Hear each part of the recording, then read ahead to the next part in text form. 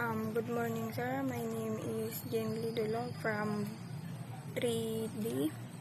Ang gagawin ko po ngayon ay ang ituturo ko pa ngayon ay kung paano po mag-install ng Laravel.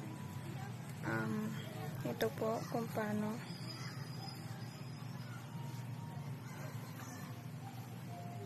First, mag-download po kayo ng XAMPP.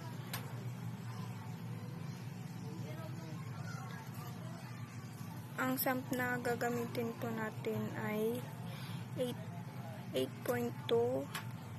Pagkatapos po nun ay mag-download din po kayo ng Composer para magamit ninyo po ang XAMPP. Tapos ang importante po doon ay